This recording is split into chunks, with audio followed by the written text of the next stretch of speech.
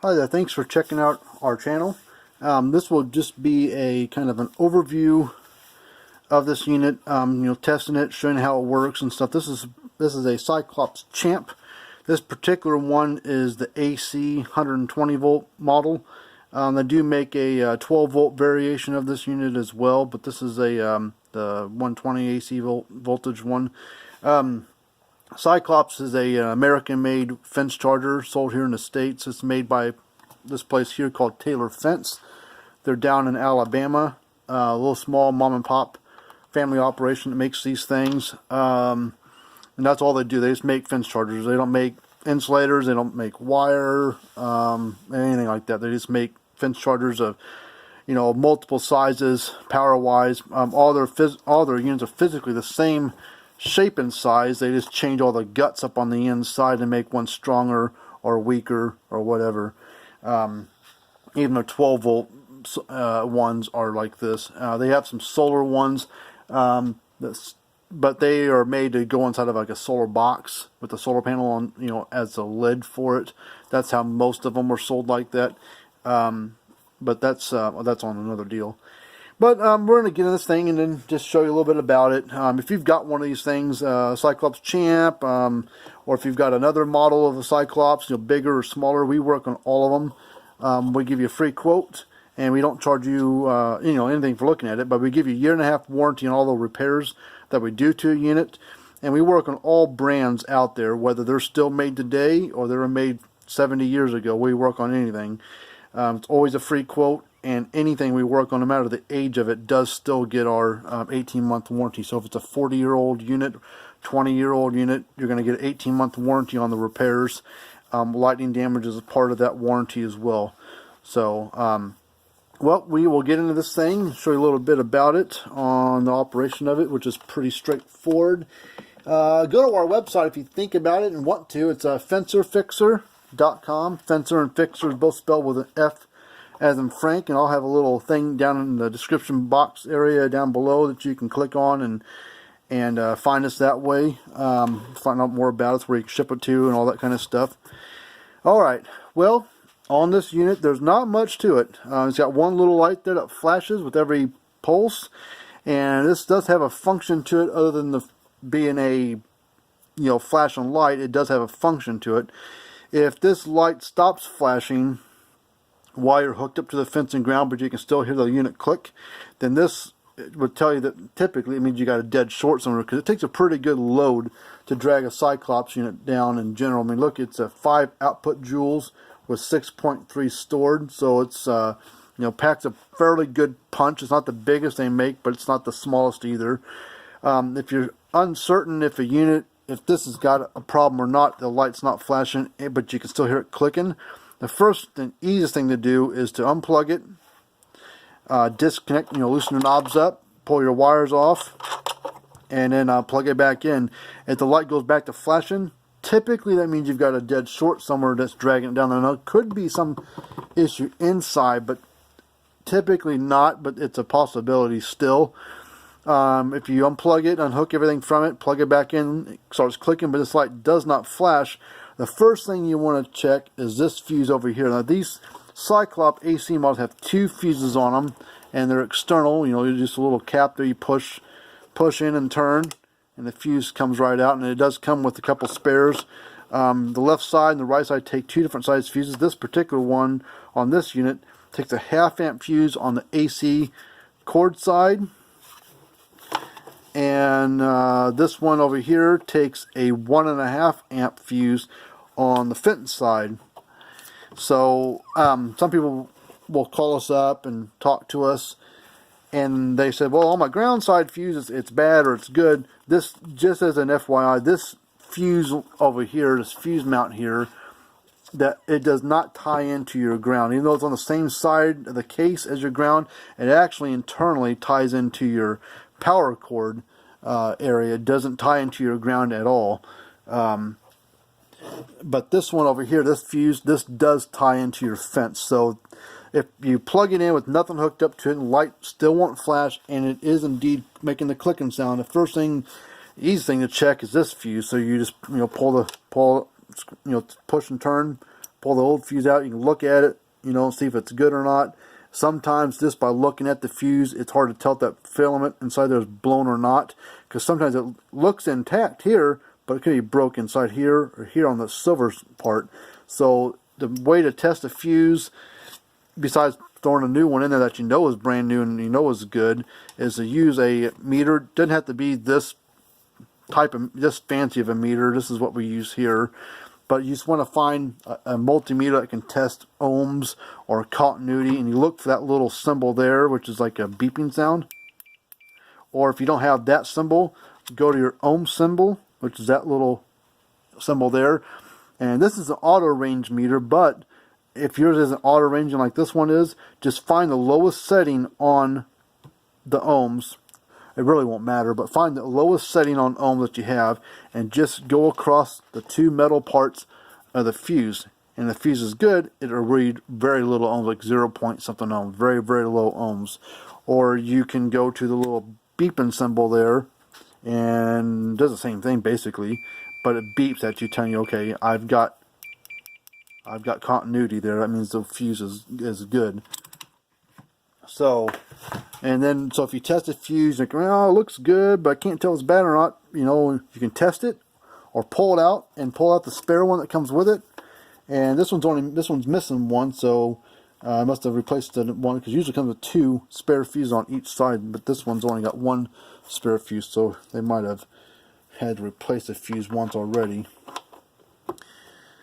So then you replace the fuse, you turn it back on, and if the light goes to flashing, you know, always test your terminals. Use a fence tester. You don't have to use something like this.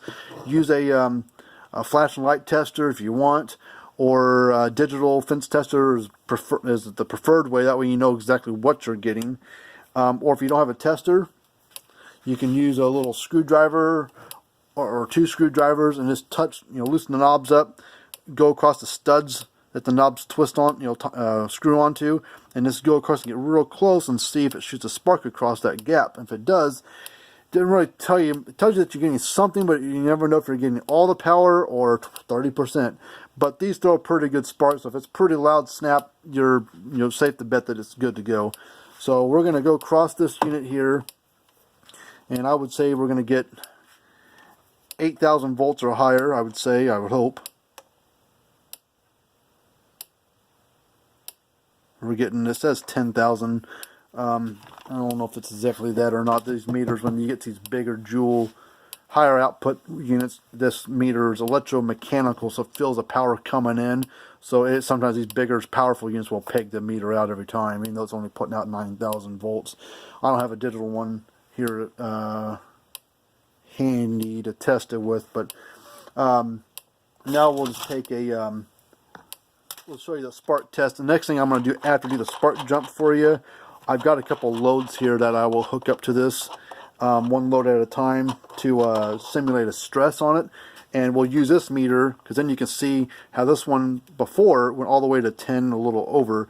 Put different loads on it. The more heavier the load, the more stress it is, the more it won't go all the way to the top. It might go into 6 or 9 or 5 or whatever the load is on it.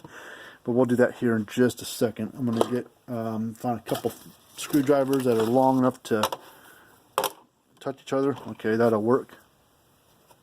Just make sure it's got a good plastic or rubber or wood handles or whatever. These are just 2 cheapo screwdrivers.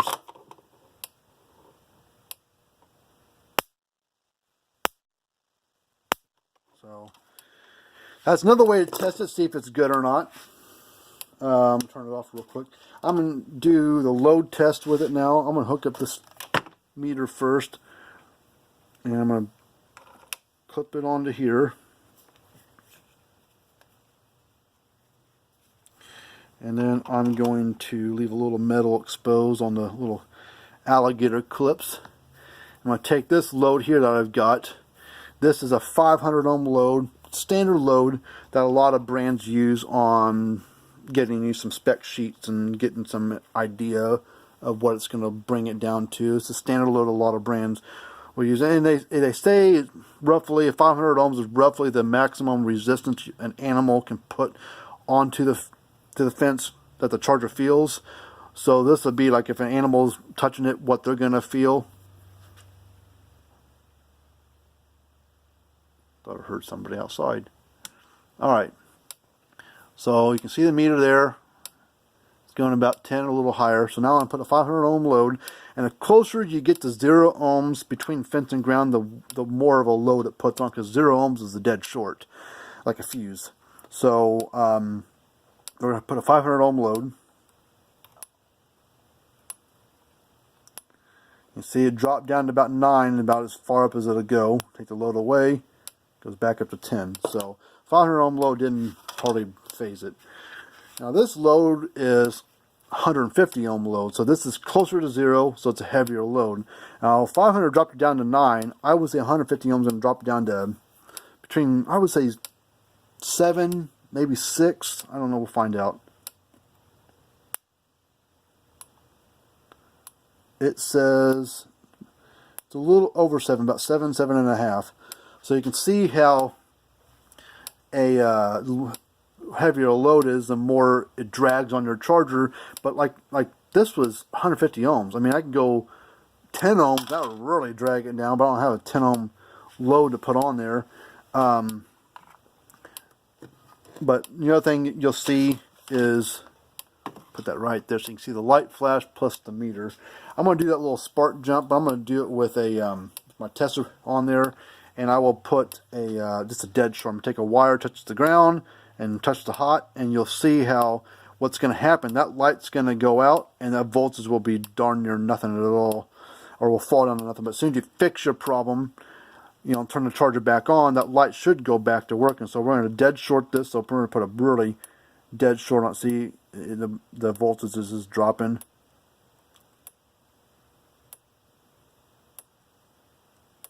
We're not getting, but nothing at all.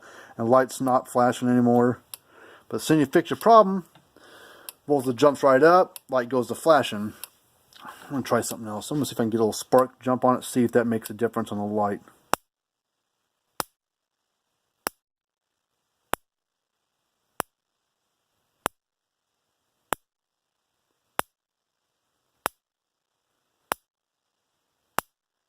See, we're getting about 1500 volts, but the light's not flashing.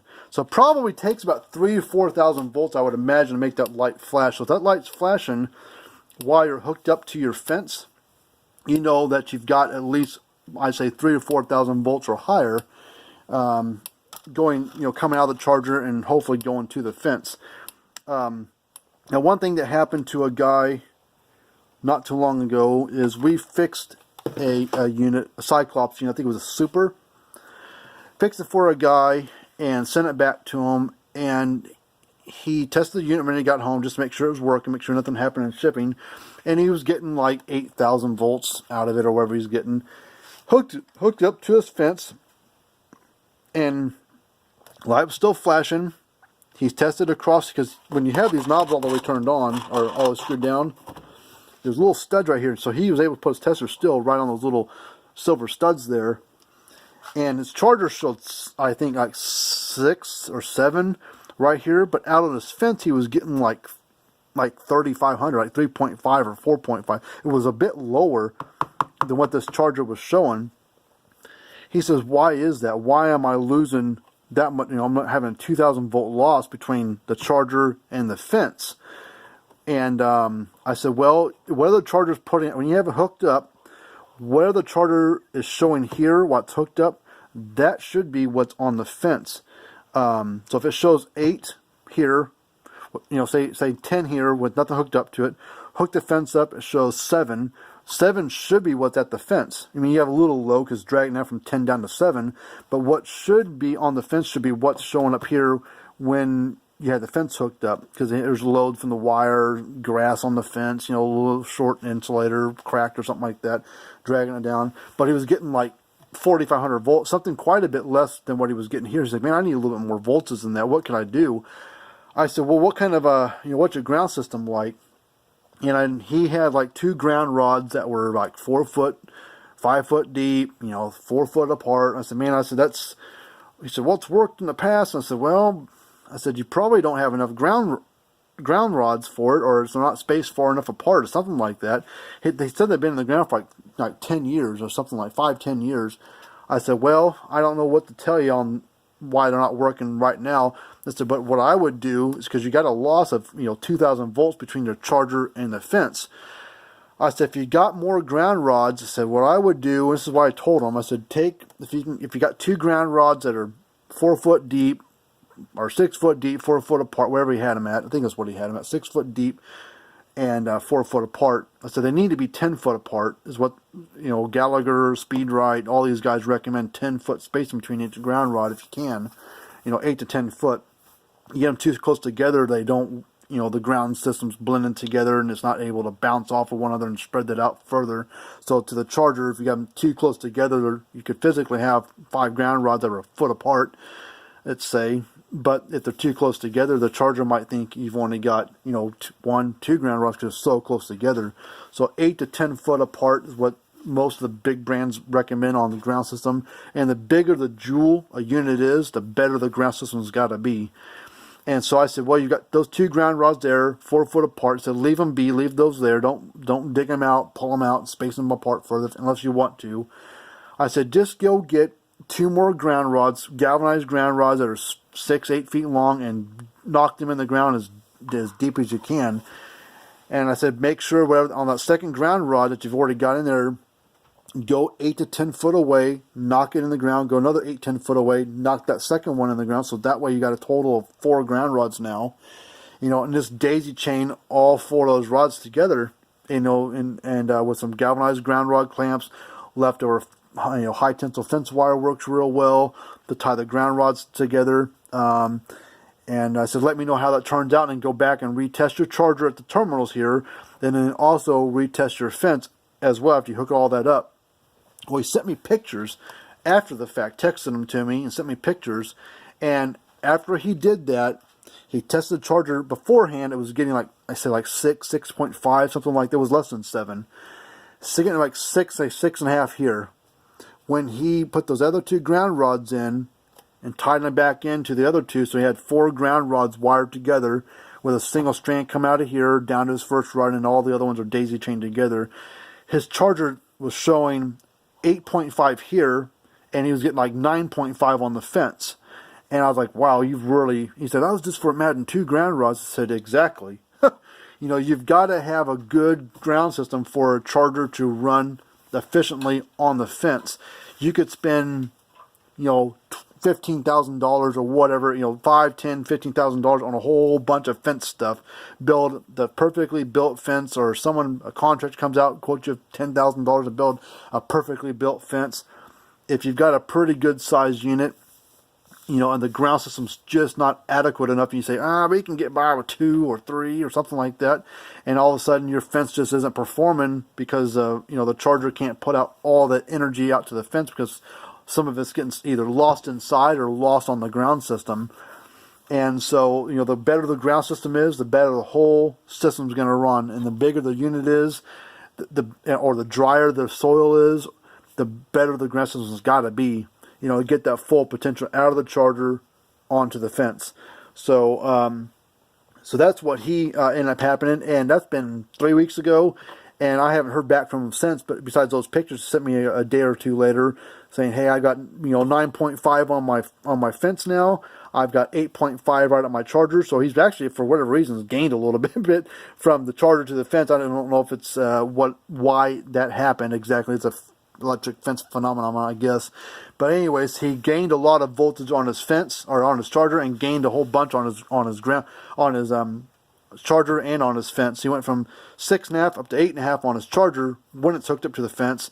It went from 4.5 up to 9.5. So he gained 5,000 volts at his fence using the same tester he used before. Just added some ground rods to it because he had a 12 joule. I think it's 16 store joule, 12 output joules on his Cyclops Super. So about double the power than this one is. So that's what he had to do, and that's what made his whole system run better. And so hopefully all this information helps you out some. I mean, the key thing to electric fence is your ground system. No matter what brand of charger you buy, what size it is, the better the ground is, better the ground system is, the better the whole system's going to run. And you can never have too many ground rods. You know, you always want to go with galvanized ground rods versus copper, because galvanized has a higher tolerance to rust and tarnishing, corrosion over time from moisture in the ground and all that stuff, versus copper. And if you go with galvanized ground rods, you want to use galvanized ground rod clamps versus copper clamps or brass clamps. Brass maybe not, but copper definitely does. Copper and galvanized naturally corrode each other through electrolysis, just because of the chemistry and the metal that they are. That's just how they are. And if you get moisture in the ground, or moisture in the air, rain and snow and all that stuff, that accelerates that, and you'll get that green tarnish of crap building up on your ground rods. So if you should go with galvanized ground rods, galvanized ground rod clamps, and if you can use some leftover fence wire, you know, steel, aluminum, high tensile wire for your ground rods, tie them together with, that works perfectly fine. It can be coated or uncoated, or insulated or non-insulated wire going between the rods. It doesn't really matter, because the ground's all the same, whether it's grass, dirt, ground rod, or a wire. All that ground is common, so it's all the same. So it doesn't matter if the wire going between the rods is insulated or not. So whatever you got laying around should work just fine. Or if you need to go get a 40, 50 foot roll to space 5 ground rods out, or whatever, then that's what you got to do. Or if you got a partial roll laying around, use some of that up.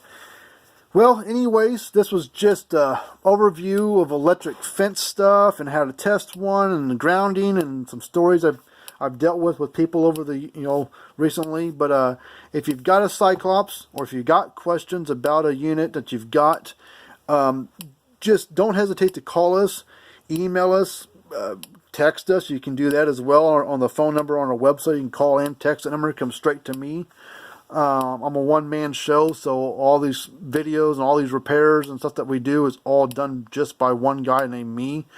So, a one-man operation. It does all these repairs and packing and shipping and invoicing and all that stuff. So, if you've got a unit, I'd love to work on it for you. I work on all this stuff for a lot of people. But until we do another video of how one works or whatever, we'll see you guys later. But check out our website at fencerfixer.com. Fencer and Fixer is both spelled with an F as in Frank. And it should be, if I remember, there should be a link or something down in the description that you can either click on or copy and paste into your browser and search it that way. But just Google us, fencerfixer.com or whatever, and you'll find us. I mean, we're the only one named with that name. So until next time, see you later.